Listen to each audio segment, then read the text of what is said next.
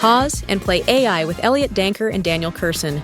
Hi, and welcome to Pause and Play AI with Elliott Danker and Daniel Kerson. Daniel Kerson, of course, an AI consultant. Me, well, I'm on my AI journey as I continue to upskill, as they say, Daniel. We left off last week on a very interesting quote that we decided we want to explore more this week. And that quote is, intellectual capital is not valued. Now, you and I are both teachers. How do you feel about that? Well, this quote was something that was sort of sparked my interest, and I actually misremembered it. Actually, I was thinking it was more to do with intellect is not valued, but I think this capital word is what the guy said on the podcast, and this is a good podcast I watch regularly. It's Max Chernov, and he actually interviews expats in Singapore. One of them was this guy an American Hong Kong citizen, his name is Douglas Clip, I think. Very good podcast. He went into AI, and this was the one quote that stuck out to me. Intellectual capital is not valued, and I kind of agreed, but then I was thinking we need to define what we mean by intellectual or intelligence, because that's obviously in the word AI as well. So what do you classify intelligence as, Elliott? Yeah, that's a very interesting question, Daniel. When you talk about what you classify intelligence or intellectual capital, I would assume when you say intellectual capital is intelligence that you've built over time. And I believe that if you're going to call it that, then doesn't that mean that a fair amount of experience comes into play as well? So intelligence with experience, somewhat like I would classify intellectual capital as your credibility as if, let's say, you were an intern of life. So in your entire life, with all the jobs and all the experience that you've encountered, all the upskilling that you've encountered, that's your intellectual capital. What do you think? Yeah, and I think a word that would go along with that is knowledge. So that's how I interpreted what Douglas on this podcast said: knowledge as well as how you use that knowledge. So AI now is a library, and we mentioned this, a library where we have a librarian, we have a scribe who can actually just index all the books out for us and consolidate and tell us a nice summary of 100 books put together. The knowledge is there for us to interpret and read. Now, that's kind of where it stops, because we still need the so-called intellect to know what to do with that knowledge. Yeah. And that's why I feel that, okay, knowledge capital is probably not worth anything, because everyone's got it at their fingertips. But then what we do with that knowledge, and it's quite interesting that this week, especially with the Apple research paper that's come out, that's actually it's probably done it quite well, to say that these large language models that we're discussing on this podcast, the ChatGPTs and the Claudes, they're not intelligent in terms of reasoning. What do you do with knowledge, and is that intellectual knowledge or intellect? And they're sort of using the ideas of puzzles. One of the Tower of Hanoi, that was one of the examples. It couldn't do it. Yeah. But then, is that really intellect? Is solving puzzles intellect? This is why I do remember when I studied AI at university, over 20 years ago, this is the first question our lecturer said to us. He said, AI, what is intelligence? And then we basically had a discussion, because there's no fixed definition. So I think we're going off topic here, but it's good to set the groundwork, or set the foundations of what is intellectual capital. I think you've your definition is actually quite good, but are we going to put too much, allow AI too much to, how do you say, rewind that. Are we going to put too much, what's the word I'm looking for? Damn, you have to. I think what you're trying to say, are we going to put too much power into AI's hands or virtual hands? And I feel that maybe last week we oversimplified a little bit, because I did a little bit more research this week, right? And we kind of talked about how AI would be a great personal assistant, a great co-pilot. Is that too much or too little that we've put onto AI's hands? Because think about it this way, right? If you have a medical condition, or you know someone with a medical condition, you open up GPT and you type in the symptoms. GPT, and as you go along, right, you keep feeding symptoms to GPT. GPT will give you solutions. You try those solutions out and you give back the same symptoms or results.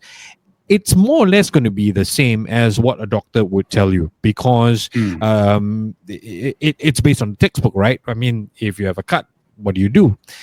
Having said that, right, the value proposition and the intellectual capital that comes in is where, let's say you have a case of a particular cancer and all signs point to this form of cancer or this origin of cancer, or this is where the source code of the cancer is. However, because of the way it's spread, it could also be this other source of cancer. Now, I'm not a doctor. I can't say for sure, but I can say as a human with instincts that I might go, okay, well, I will try treatment for this form of cancer. And if it's not working, what's the risk in me trying the other type of treatment? Because, it spread so much that I don't know which is the source code. Both could be right. Now, again, I'm oversimplifying, but is that intellectual capital? Is that human instincts, right? That human connection with the person, that ability to read the little cues and nuances. Okay, maybe I will try something else. Let's see if this works. The ability to gamble. Is that intellectual capital? Well, and you've asked a very important question, because obviously these language models don't have all the inputs in terms of looking at the nuances. They can just read all the books about it and do a statistical next token analysis on what they feel that, well, not feel, but what they predict the next word should be. But it's a greater than the sum of the parts. So that individually it's looking at guessing the next word, but as a whole, it looks like something intelligent is coming out of it. All right. So, yeah, I mean, that's the idea. It's in itself a topic that we could discuss for the whole podcast, but we really want to drill down to ideas of education. If we're now introducing this intellect where everyone is supposed to have access to it at the fingertips, is there a need for people like us? Elliott and myself, we are teachers as well. Do we need people like us? If the knowledge is out there, the so-called intellect that we're sort of scratching at in terms of what that is exactly, if children of all ages are now have access to this, they had the internet before, but now we've got the ultimate search engine where they can just type in specific questions and get the answer as a paragraph, as an essay. That and this is something I was really thinking about, because there was another podcast, which is The Diary of the CEO, which is sometimes the guests really are incredible. And the one they had was Simon Sinek. Yep. And this one really got me thinking, because it just so happened that we mentioned this topic today or last week, and then this podcast came out. Yeah. Now, the interesting thing that he said is that he's not he's not anti-AI, but he does worry that, especially for children, if the knowledge or the intellect is at our fingertips, they're going to be lazy. and not go through cognitive learning, which is important. You need to go through some kind of biological learning with our brains, try things, fail things. It's a journey. So basically you're saying it's the journey that we need to go through to learn things and get an idea, cognitively understand concepts so we can make connections in the future. If we're just getting it as a response from GPT, are we really knowing what the concepts are? Or are we just sort of going, oh, okay, that's interesting. I'll just put that down in my essay or put that down in my test result. So I think it's the journey that's important. And that's something that that was the key. And then it got me thinking. So sorry, I just want to get your input on that, actually. I think that's quite interesting because you did mention something about teaching last week in terms of guidelines at your college. Mm-hmm. How is this, your results from the GPT, how is it different to what you would get otherwise if you had gone out to the library? Mm-hmm. Yeah. No, and I watched that podcast twice. I'm a huge fan of Simon Sinek, his books, his leadership, his work where humans are concerned. And I just want to point out, one of the things that struck me in that conversation was how he talked about the fact that if you look way back when the computer was invented, the hard labor, the skilled workers were going, okay, we need to upskill, we need to the factory workers, right? What are we going to do here? And they lost their jobs. But they upskilled and found their way back. And today, when you look at the knowledge workers, which is people like you and I, what are they telling us? Oh, you need to upskill. How? What am I going to upskill? The plumber, the skilled workers, the guys in the factory, or if they are still factories, they're not worried about AI because their hands are still important. Is the world going back to that? Which led to more thinking, right? Like, so AI's advancement, what happens to uniquely human capabilities? And this is one of the things that I wanted to point out, right? You use AI to solve so many problems. You use AI to sort of mitigate so much time issues. So AI helps you create, and in the interest of education, it helps you create rubrics for measuring how well a student has done in that subject. Great. Just like at work, you have KPIs. So then what we are is in a situation where we are rewarding performance. And are we looking at other aspects? So if right now it's so easy for me to use GPT to create rubrics or and again, in the interest of education, create rubrics or syllabus, how do I teach human connection? How do I teach, say it's a management subject, right? Oh, in management, these are the principles and you have to go do this. Okay. How do I teach you to identify them? So one of the things I wanted to bring up is, so I'm a former government investigator. I'm trained in profiling, investigation, and body language. The fact of the matter is AI could do a better job than me right now. But AI, and we could use AI, we could send in an untrained investigator. You just use this, say, for example, let's imagine a sort of an AI speaker that will detect everything in this course of an interrogation. And the AI speaker will churn out a bunch of prompts and body language or micro expressions that you should take note of. And you can continue with your interrogation. Sure, it could probably do a great job. But what about instinct? When does that come in? When does the human instinct come in to help judge if maybe something is wrong?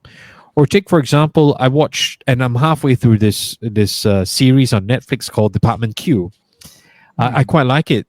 And the lead character is a bit of an ass. He's quite hard on his teammates, or on new constables or new policemen. And my wife looks at me and like, he's a little mean. And I said, as someone who's from this world, he needs to be, because stress will ignite an instinct for you to start seeing patterns in crimes that are there. And that instincts will help you judge better, as opposed to an AI telling you, oh, the handwriting was inconsistent. And then, so, you know what I mean?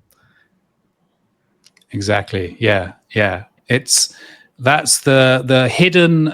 So if you're thinking of AI as just now, it can do voice, it can do image, it can do text. there are, as you say, other instincts that are outside of that need domain knowledge, which, I'm not sure how. It would be interesting to somehow do a test on this. I was trying to think about in terms of we're scattering around in different age groups here, because obviously education starts very young, and we need to be careful with AI in terms of when do we introduce it into the classroom. So that is a major discussion at the moment. Yeah. Just this week, China stopped AI for the whole of a few days during the examination period, because they don't want the children to, what do we say, children? Or maybe it's not exactly children. It's the exam-focused tertiary students. But, it did get me thinking, because it's such a massive domain to think about in terms of AI education. When do you start introducing it? And I wanted to start trying to work out, especially from the Diary of the CEO with Simon Sinek and the Max podcast, just like you do, I mentioned last week with prompting, you got to break it down into steps. So I thought about thinking of breaking it down into layers instead of steps. So you think of age groups. You can actually introduce AI at a very young age, but you wouldn't allow students to interact it like we are interacting with it. So again, repetition. You can get AI to do the repetitive tasks, like helping students with phonics, for instance, helping students with vocabulary. You don't necessarily need them to do any typing. You can do voice AI that just helps them pronounce words properly. That would be more of a just learning by example. Sure. Then maybe when they get to a certain age, like my son, who is 8, you can let them use AI as a glorified spell checker, for instance. Sure. You're allowing them to have it interrogate their grammar, or just look at their sentence structure and give them suggestions, not give them answers. You've got to be careful here. Don't give them the answers. You've got to be, only we can get the answers at our age. We go, okay. Yeah.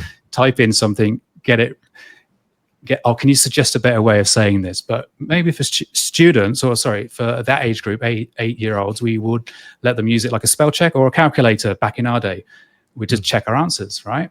And then maybe at secondary school, you have them use it as a research tool, but not then write the research paper for them.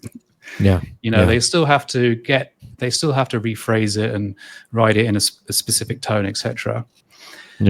Then only when you've gone through those, it's a bit like the cognitive journey, that you need to still have learning in stages. You still need to grasp concepts and understand concepts and have your brain learn the concepts by the knowledge and experimentation. And then obviously when you get to a certain age, maybe degree level, you can start using AI to help you summarize, because you should be able to understand concepts. So you can allow them to have AI help them summarize. And then later on, as we are doing now, we have domain knowledge. You have your knowledge, I have my knowledge. I'm using AI just to join dots. And maybe that could be a good topic for another podcast. But for what seem like distinct topics, you can use AI to find connections. But you already know domain, your knowledge of the domain, but you can use AI to sort of connect unseen dots. And that's partly intelligent as well, to find connections. So that was my sort of thinking over the last week. Sort of a layered approach, like a layers of an onion. You piece by piece, you drill into it. I think, if we're talking about education as well, it's important to remember education's place in society, or if I rephrase, education's responsibility in society. Which is why it's so important to not just look at the test papers, is to not just look at the rubrics or whatever it may be. If you're incorporating AI, then what is education's place in all of those other stuff?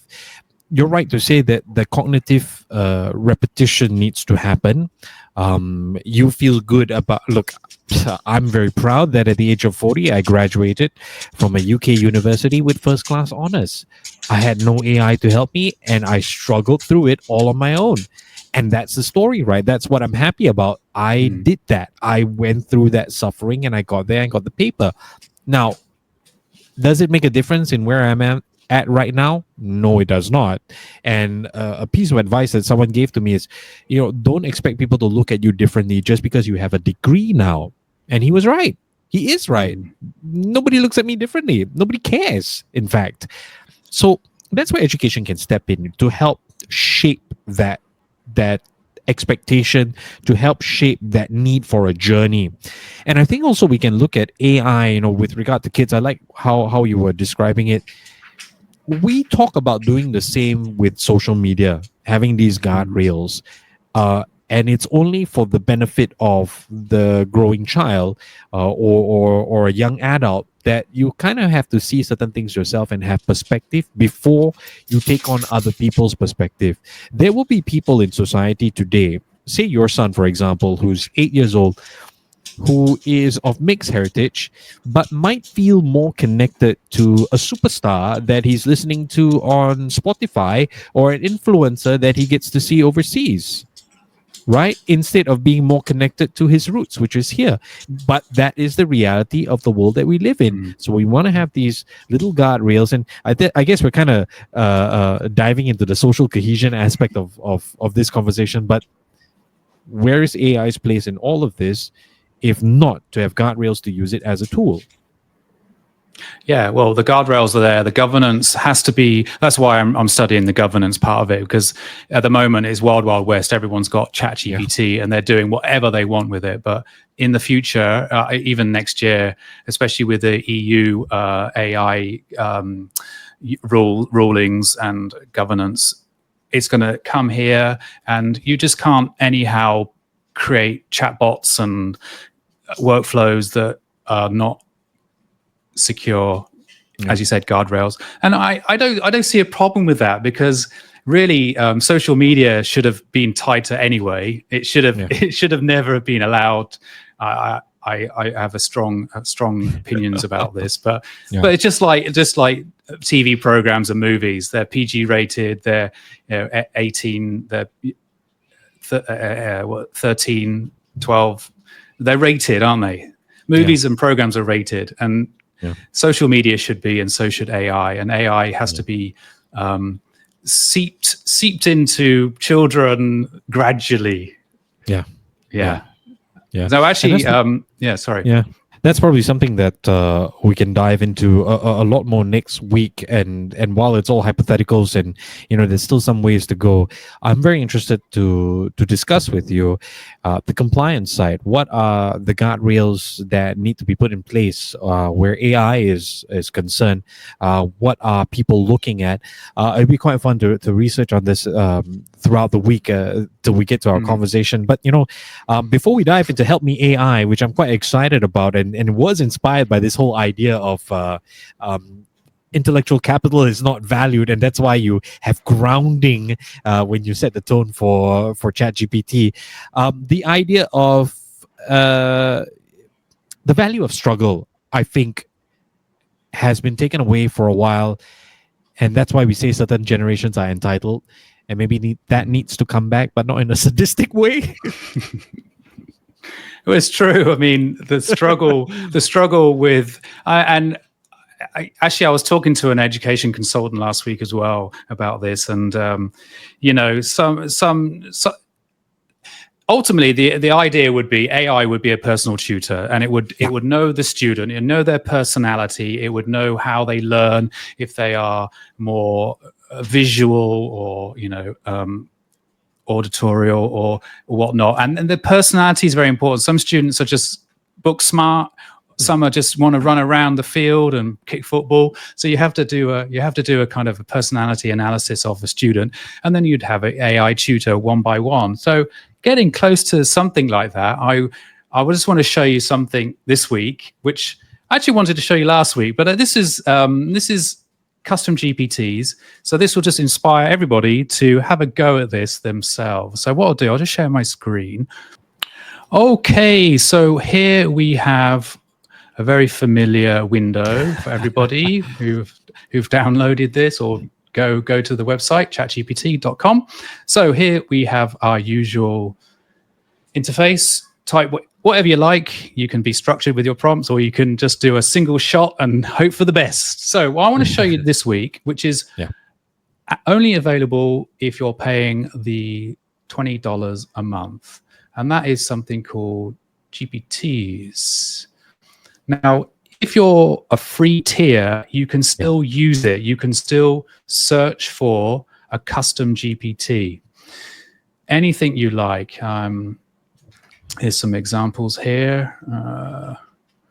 Let's see. Songmaker GPT. Look at this. Let's have a look at this one.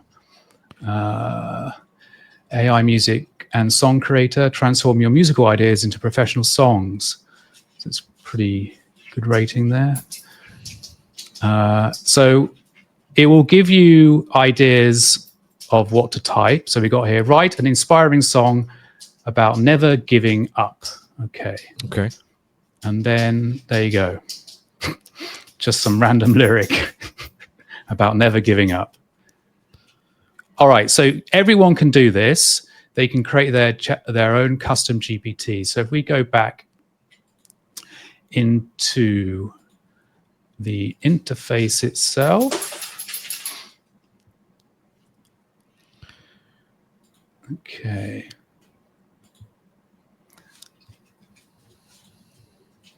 I'm going to create one. So here you've got a name, you've got a description, and then the instructions are the prompt.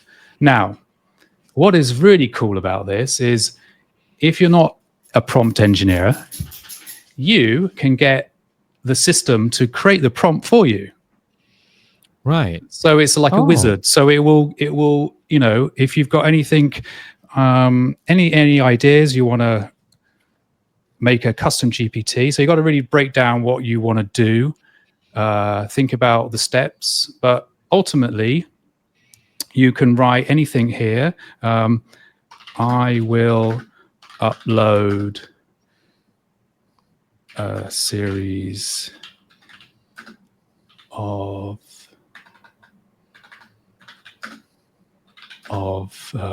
resumes. Okay. Please analyze.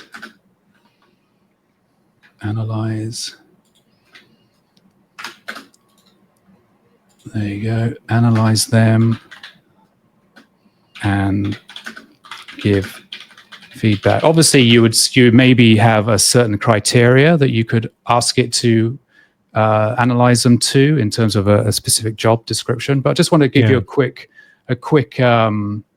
example of what the wizard can do. Great. I set up to review resumes, and would you like something out? Okay, that's great. Okay. So it's refining your prompts for you as you create this custom GPT. Yeah. As much as you have some ideas, it's actually, well, it's interesting. It's now able to help you come up with the ideas. And it'll give you a little picture for it. Oh, nice. All good.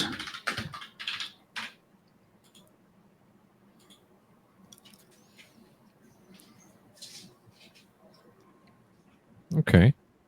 Okay.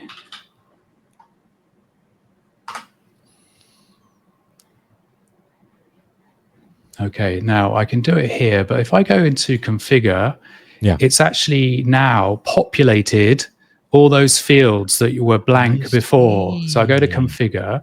So I've got Resume Review Pro, analyzes resumes and provides structured feedback.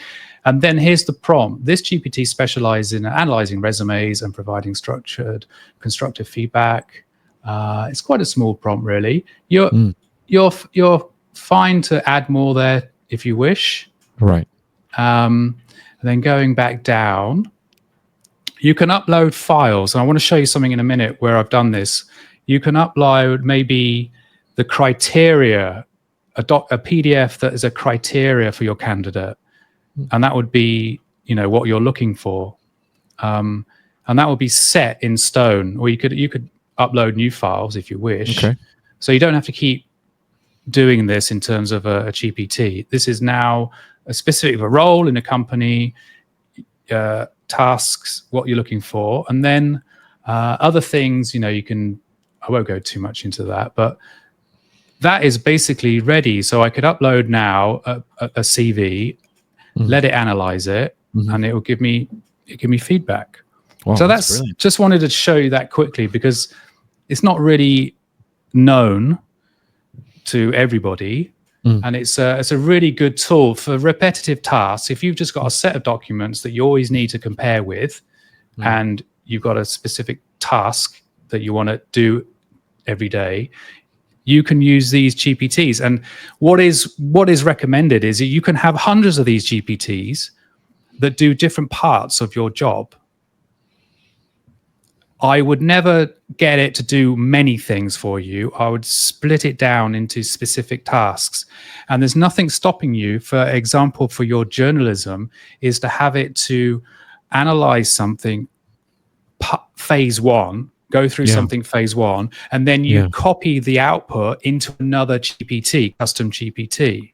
And then it do something else with it, like a chain. So you can chain these custom GPTs. So you're not getting one to do such a massive job. So it'd be like having 10 interns and each got a specific job, and you just copy and paste their output into the next one.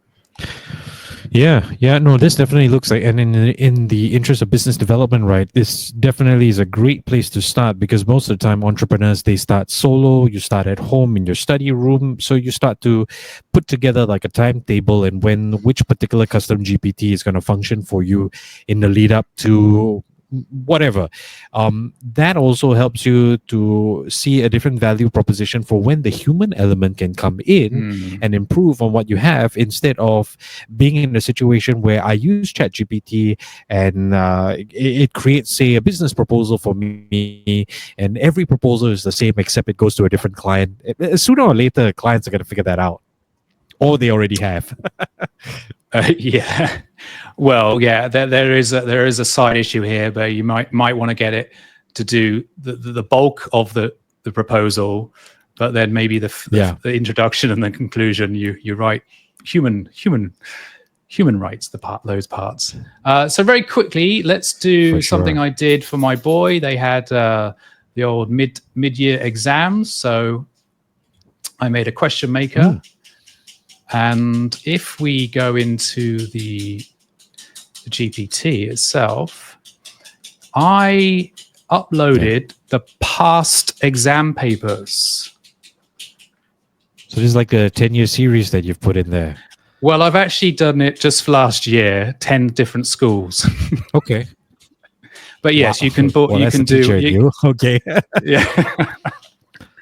And this is, the comprehension, the vocabulary, the closed passage and everything.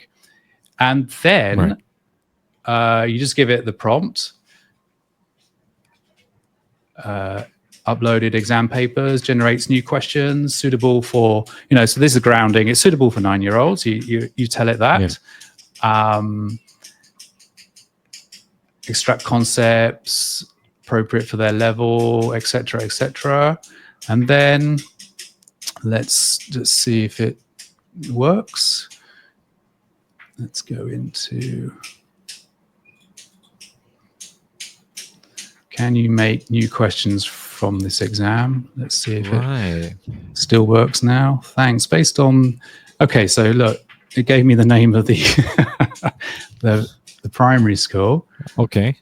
And there you go. And this is the typical style of questions for grammar MCQ.